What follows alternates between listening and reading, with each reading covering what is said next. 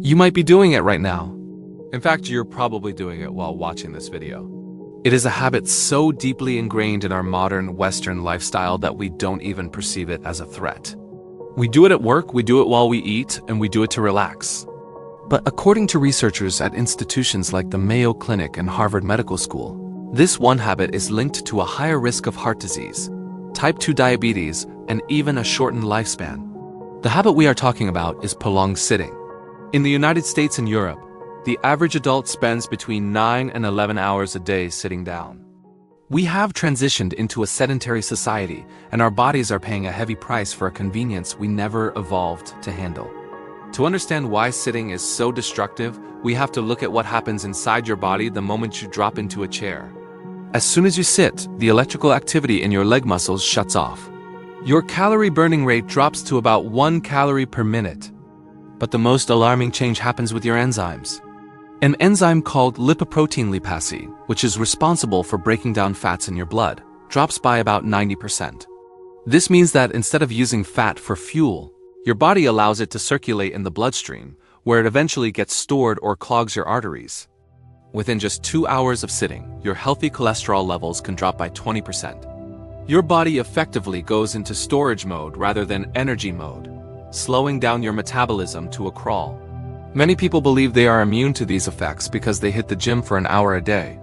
Unfortunately, science suggests otherwise. Researchers have coined a term for this: the active couch potato. Studies have shown that even if you exercise for 60 minutes, it cannot fully undo the damage of sitting for the other 8 or 9 hours of your workday. Think of it like this: you would unexpect a single salad to cancel out a day of eating nothing but junk food. Similarly, a short burst of exercise cannot counteract the biological stagnation that occurs when your muscles are inactive for the vast majority of your waking hours. This is why sedentary behavior is being called the new smoking. It is a silent, cumulative threat that persists regardless of your fitness level. The physical toll goes beyond your metabolism. It affects your structural health and your brain. When you sit for long periods, your hip flexors shorten and tighten, while your glutes, the largest muscles in your body, essentially turn off. This imbalance leads to chronic lower back pain, a leading cause of disability in the US and Europe. Furthermore, sitting limits the amount of fresh, oxygenated blood that reaches your brain. When your blood flow slows down, your brain function slows down with it. This is why you often feel a fog or a dip in creativity after a few hours at your desk. You aren't just tired. Your brain is struggling to get the nutrients and oxygen it needs to perform at its peak. The long-term risks are even more sobering. Chronic sitting is tied to a significantly increased risk of cardiovascular disease.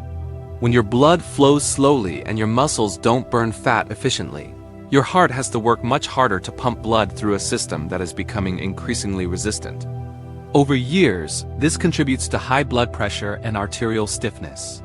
There is also a strong link to insulin resistance. Because idle muscles don't respond to insulin as effectively as active ones, your pancreas overproduces the hormone, which can lead to type 2 diabetes. For those living in developed nations where these metabolic diseases are already at an all-time high, prolonged sitting is the invisible fuel being added to the fire. So how do you break a habit that is required by your job or your commute? The answer isn't to quit your office job, but to change how you occupy your space. Science shows that the most effective way to combat the sitting disease is through frequent short bursts of movement. The 30-minute rule is a great place to start. For every 30 minutes of sitting, you should stand or walk for at least 2 to 5 minutes. This reboots your metabolism and restarts the production of those fat-burning enzymes.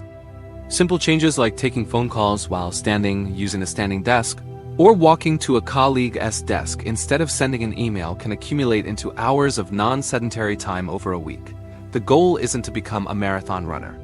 It's to stop being a stationary one. Your body was built for movement. It is a complex machine designed to walk, reach, and stand. When you deny it that movement, the machine begins to rust. By making a conscious effort to break up your sitting time, you aren't just protecting your heart and your waistline. You are protecting your future. Don't let the convenience of a chair steal years from your life. Stand up, move around, and remind your body that it was meant to be active. Your health depends on it.